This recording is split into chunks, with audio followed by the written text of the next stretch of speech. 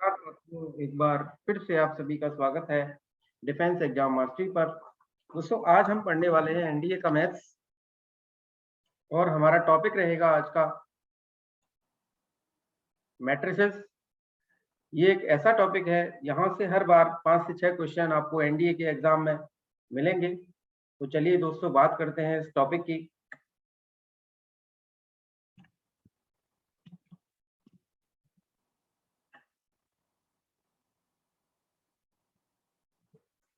So what is matrix? You can say a matrix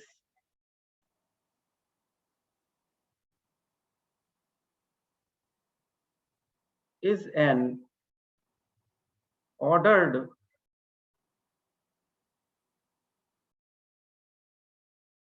rectangular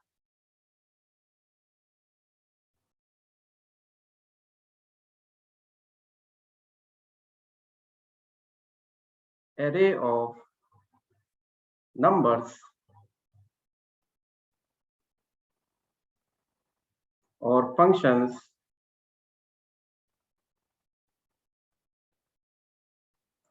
the numbers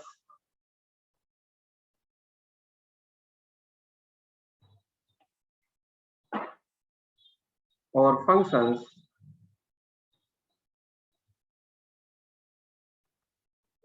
are called elements or entries of the matrix. So what is matrix? A matrix is an ordered rectangular array of numbers or functions. The numbers or functions are called elements or entries of matrix. ठीक है दोस्तों, तो कहने का मतलब matrix को आप समझेंगे इस तरीके से इसको रिप्रेजेंट करते हैं। और यहाँ पर जैसा कि लिखा हुआ है ऊपर, it is an rectangular array of numbers और फंक्शंस। यहाँ पर कुछ नंबर्स या फंक्शंस जिन्हें आप कहें या एंट्रीज भी आप इनको कह सकते हैं, वो यहाँ पर होते हैं। जैसे कि पहले वाले को हम रिप्रेजेंट करते हैं A11 से, दूसरे वाले को रिप्रेजेंट करते हैं A12 से और तीसरे वाले को A13 से। इस तरीके से ये आगे बढ़ता हुआ जाएगा और यहाँ पर हो जाएगा ये क्या, A1n। कहने का मतलब किसी मैट्रिक्स में क्या होता है कि एलिमेंट्स होते हैं। इस एलिमेंट का मतलब ये है कि इसमें ये जो A11 है, इसका मतलब ये है कि इसमें पहली रो और पहले कॉलम का ये क्या है, एलिमेंट है। ठीक है, रो एंड कॉलम्स क्या होते हैं? रो एंड कॉलम्स हॉरिजॉन्टल वे में जो एलिमेंट्स लिखे हुए हैं, इसको हम कहेंगे ये फर्स्ट रो है। इसी तरीके से सेकंड रो हो जाएगी, थर्ड रो हो जाएगी और आगे जितनी भी रो आप लिखना चाहें उतनी रो। इसी तरीके से जो वर्टिकल वे में लिखे जाएंगे उन सभी को आप क्या कहेंगे, कॉलम के elements.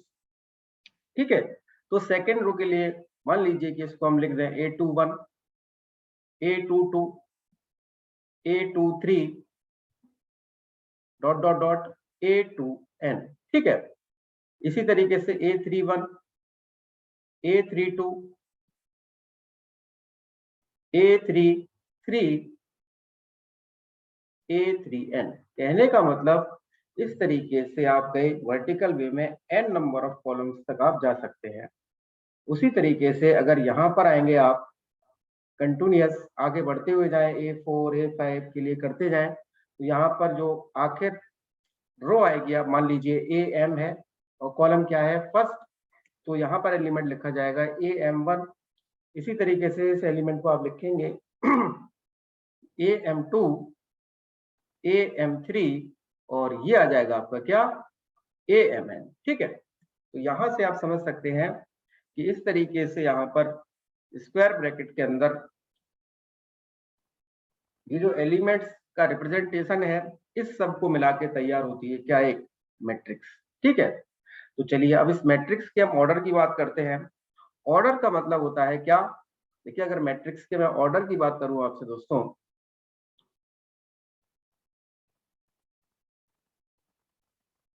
So what is order of matrix?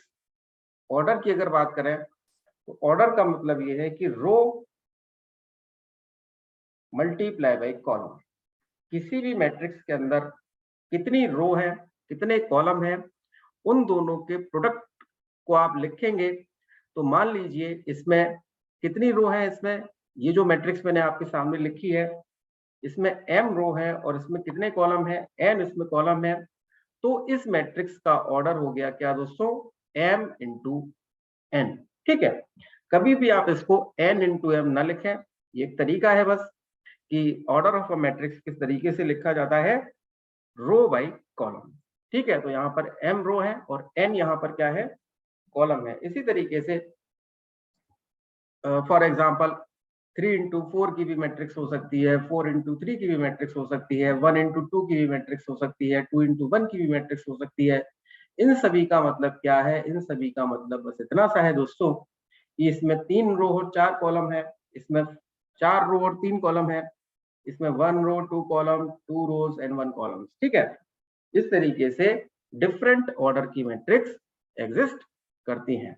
ठीक है, अब इसके बाद अगर देखें यहां पर तो नंबर ऑफ एलिमेंट्स की बात करते हैं। देखिए ऑर्डर से ही हमको पता लगता है दोस्तों क्या, नंबर ऑफ एलिमेंट्स। तो यहाँ पर आपने ऑर्डर समझ लिया कि कितनी रो है, कितने कॉलम है। इसके बाद बात आती है दोस्तों किसकी, नंबर ऑफ एलिमेंट्स की।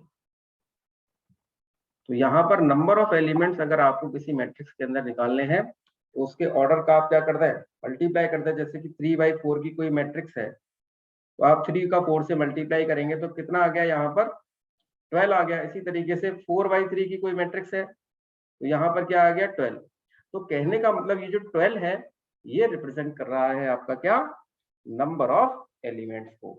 ठीक है, तो यहाँ से आप समझ गए होंगे कि किसी मैट्रिक्स में अगर आपको नंबर ऑफ एलिमेंट्स पता करना है तो आपको उसको उसका ऑर्डर आपको अगर पता है तो ऑर्डर में जो रोज एंड कॉलम्स हैं उन दोनों को क्या कर दीजिए, आप मल्टीप्लाई कर दीजिए।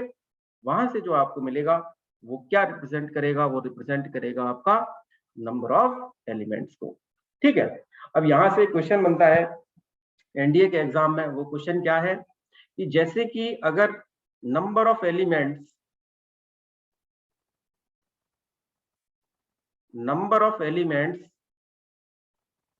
अगर 24 है, किसी मैट्रिक्स में नंबर ऑफ एलिमेंट्स कितने हैं, 24 हैं। तो 24 एलिमेंट्स के लिए किन किन ऑर्डर की मैट्रिक्स एग्जिस्ट कर सकती है। ठीक है, इसका मतलब ये है कि 24 एलिमेंट्स किन किन ऑर्डर की मैट्रिक्स से आ सकते हैं। तो आप यहां से समझ सकते हैं कि इसको m इंटू n की फॉर्म में कितने तरीके से लिखा जा सकता है। m इंटू n की फॉर्म में या i इंटू j आप कहें, कोई प्रॉब्लम नहीं। तो इस तरीके से 24 को जितने तरीकों में लिखा जाएगा वही उसका क्या होगा, ऑर्डर्स आपके यहाँ पर डिफरेंट हो जाएंगे। तो 24 को आप समझ रहे होंगे। 24 को आप ये भी लिख सकते हैं 2 इंटू 12, दूसरा तरीका 12 into 2, 1 into 24, 24 into 1, 8 into 3, 3 into 8, 6 into 4, 4 into 6। ठीक है, तो यहां पर आपने देखा, और देखिए 3 और 8 वाला भी हो गया, 6 और 4 वाला भी हो गया। ठीक है, इसके अलावा मुझे नहीं लगता कि कोई और भी है। 12 टू जा 24, ये यहाँ से डिफरेंट ऑर्डर्स के आपने देख लिए। अब देखो इन दोनों का आपको ये लगेगा कि दोनों से साथ 24 ही आएगा, लेकिन ये अलग अलग है। यहाँ पर ये रिप्रेजेंट कर रहा है किसको, ऑर्डर पेयर की फॉर्म में अगर मैं इसको लिख दूं 2 कॉमा यहाँ पर 12, कहने का मतलब 2 रो है और 12 क्या है, यहाँ पर कॉलम है। जबकि दूसरे वाले में क्या है, 12 आपकी यहाँ पर रो है और 2 यहाँ पर क्या है, कॉलम है। ठीक है, इसी तरीके से 1 row and 24 column, 24 row and 1 column. इस वाले के लिए आप देख सकते हैं 8 rows and 3 columns, 3 rows and 8 columns. यहां से आप देख सकते हैं 6 rows and 4 columns, 4 rows and 6 column. 24 elements किन किन ऑर्डर की मैट्रिक्स से आ सकते हैं वो सभी आपने यहाँ पर देख लिए। ठीक है दोस्तों, आई होप आपको यहाँ तक समझ में आ गया होगा। इसके बाद हम बात करते हैं डिफरेंट टाइप ऑफ मैट्रिक्स की। ठीक है, तो डिफरेंट टाइप ऑफ मैट्रिक्स में आप ये समझिए कि सबसे पहले आता है कॉलम मैट्रिक्स।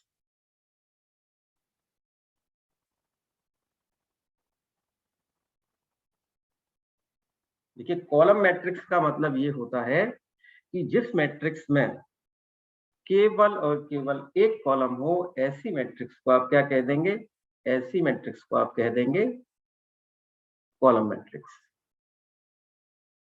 1 2 3, अब 4 5 6 जितना आप लिखना चाहें उतना लिख दें। तो आप यहाँ से क्लियरली देख रहे हैं कि रो तो इसमें बहुत सारी हो सकती हैं, एक से एक भी हो सकती है, एक से ज्यादा भी हो सकती है, लेकिन कॉलम इसमें कितने रहेंगे?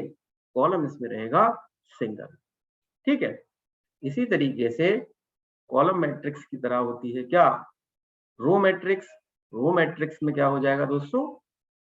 कॉमन सेंस की चीज है ये तो। रो मैट्रिक्स में आपका एक हो जाएगी केवल रो। ठीक है, 1 2 3 4 5 6, और आप जितना इसमें लिखना चाहें वो लिख सकते हैं आप। तो यहाँ से आप इस मैट्रिक्स में देख सकते हैं कि इस मैट्रिक्स में केवल और केवल एक ही रो है और कॉलम इसमें बहुत सारे हो सकते हैं। ठीक है, स्क्वायर मैट्रिक्स।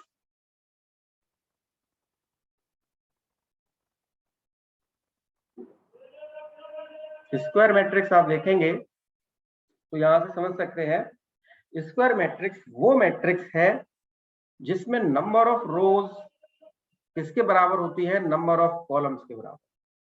ठीक है, तो यहां पर किसी मैट्रिक्स के अंदर अगर 3 रो है, रो 1 रो 2 रो 3, और कॉलम ही फिर कितने होने चाहिए? कॉलम भी उसमें फिर 3 ही होने चाहिए, जितनी रो उतने ही कॉलम। ऐसी कोई मैट्रिक्स है अगर, उस मैट्रिक्स का नाम हो जाएगा क्या? Square matrix. इसके बाद diagonal matrix, the fourth one is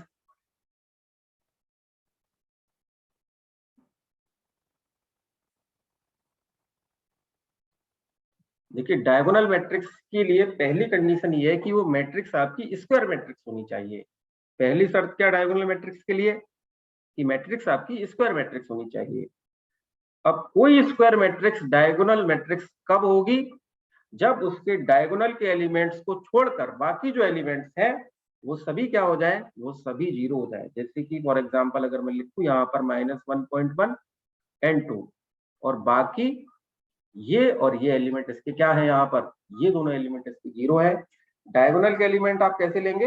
ऐसे, इस तरीके से। ये जो क्रॉस में तिरछे में आपके जो एलिमेंट हैं आपके, ये आपके डायगोनल के एलिमेंट्स है। तो आप देख सकते हैं कि डायगोनल के एलिमेंट्स को छोड़कर बाकी जो एलिमेंट्स हैं वो क्या है? 0 0 है। तो ऐसी मैट्रिक्स को आप कह देंगे डायगोनल मैट्रिक्स। इस मैट्रिक्स का ऑर्डर आप समझ रहे होंगे कितने की है? ये 2 by 2 की ये मैट्रिक्स है, और नंबर ऑफ एलिमेंट्स इसमें कितने हैं? 4 हैं। डायगोनल मैट्रिक्स का और भी मैं अगर आपको एग्जांपल यहाँ पर लिखूं तो यहाँ पर मान लीजिए 2 0 0 0 1 0 0 0 3, ये मैट्रिक्स भी आपकी क्या है? ये मैट्रिक्स भी दोस्तों आपके लिए क्या है? यहाँ पर डायगोनल मैट्रिक्स है। क्योंकि तो डायगोनल के एलिमेंट्स को छोड़कर यहाँ पर इस स्क्वायर मैट्रिक्स में बाकी सभी एलिमेंट्स क्या हैं? 0। आई होप आपको चीजें समझ में आ रही होंगी। आप कमेंट सेक्शन में लिख सकते हैं अगर आपका कोई डाउट रह गया हो तो। इसके बाद देखिए स्केलर मैट्रिक्स।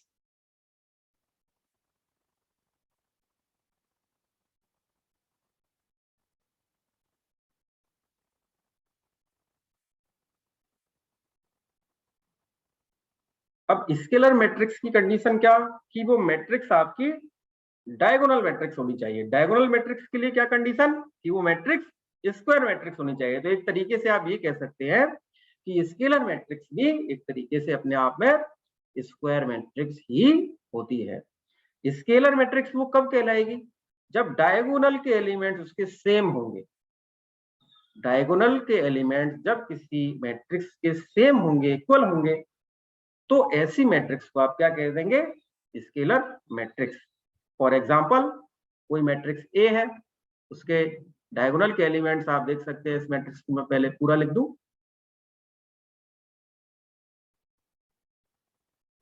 आप देख सकते हैं कि यहाँ पर डायगोनल के जो एलिमेंट्स हैं वो सभी क्या है, यहाँ पर √2 √2 √2, और बाकी जो एलिमेंट्स हैं वो सब क्या है, फिर 0 है। बाकी एलिमेंट डायगोनल के एलिमेंट्स को छोड़ के 0 है।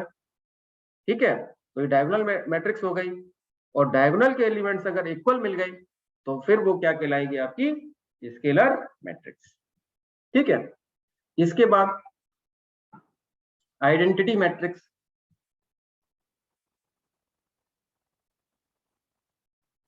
आइडेंटिटी मैट्रिक्स में आप ये समझ सकते हैं कि डायगोनल के सभी एलिमेंट्स क्या होंगे, यहाँ पर 1। डायगोनल को छोड़कर बाकी सभी एलिमेंट्स क्या हो जाएंगे, आपके 0। डायगोनल के एलिमेंट्स आपके किसी स्क्वायर मैट्रिक्स में, ये भी स्क्वायर मैट्रिक्स है, किसी स्क्वायर मैट्रिक्स के अगर डायगोनल के एलिमेंट्स आपके 1 हो और उसके अलावा जितने भी एलिमेंट्स हैं वो सभी क्या हो, 0 हैं, तो ऐसी मैट्रिक्स को आप कह देंगे आइडेंटिटी मैट्रिक्स। हालांकि मैंने इसको बी से रिप्रेजेंट किया, लेकिन आइडेंटिटी मैट्रिक्स को आप रिप्रेजेंट करते हैं किससे, आई से। ठीक है, इक्वालिटी ऑफ मैट्रिक्स, इसके बाद टॉपिक आता है। इक्वालिटी ऑफ अ मैट्रिक्स का मतलब होता है कि कोई दो मैट्रिक्स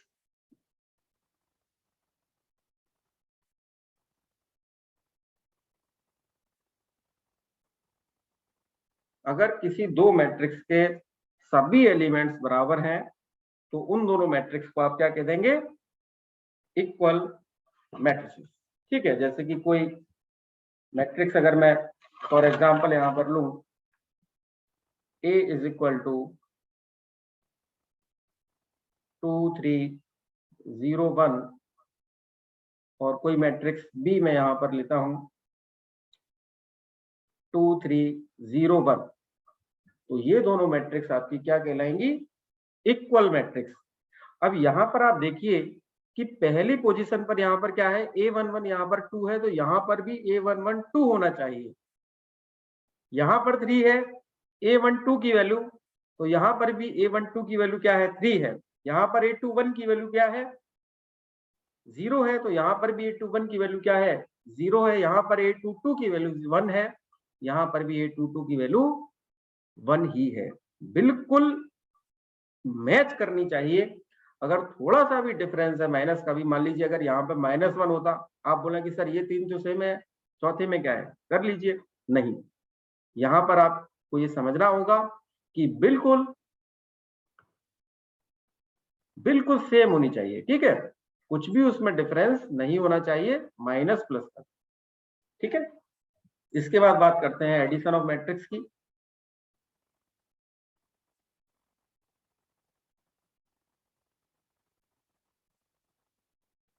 देखिए, ये पहले वाली जो ऊपर वाली मैट्रिक्स हैं इनको ही मैं जोड़ रहा हूं।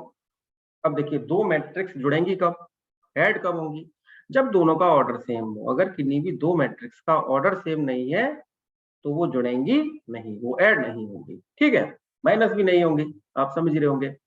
पहला वाला एलिमेंट पहले वाले एलिमेंट से जुड़ेगा, दूसरा वाला दूसरे वाले से, तीसरा वाला तीसरे वाले से, चौथा वाला चौथे वाले से।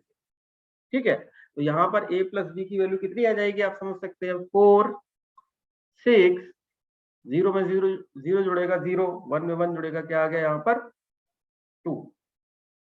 ये था आपका दोस्तों एडिशन ऑफ मैट्रिक्स। इसी तरीके से आप यहाँ पर इनका डिफरेंस भी फाइंड कर सकते हैं। डिफरेंस के लिए भी कंडीशन सेम है कि ऑर्डर सेम होना चाहिए।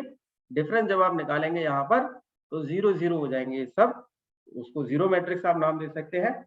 एक चीज और दोस्तों मैं आपको समझाना चाहता हूँ कि अगर मान लीजिए किसी मैट्रिक्स में आप 2 का मल्टीप्लाई कर रहे हैं या 3 का मल्टीप्लाई कर रहे हैं, तो ये आपको समझना होगा कि ये 2 का मल्टीप्लाई जब ये 2 अंदर जाएगा तो 2 का मल्टीप्लाई फिर सभी से आपको यहाँ पर करना पड़ेगा।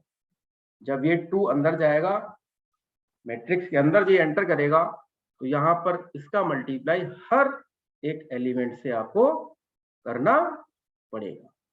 ठीक है, अगर माइनस है तो माइनस का मल्टीप्लाई भी सभी एलिमेंट से होगा। तो इसके बाद दोस्तों मल्टीप्लिकेशन ऑफ मैट्रिक्स आता है, वो आपको नेक्स्ट वीडियो में मैं शेयर करूंगा आपसे। आई होप दोस्तों आज की क्लास आपको पसंद आई होगी। थैंक यू, जय हिंद, see you in the uniform soon guys.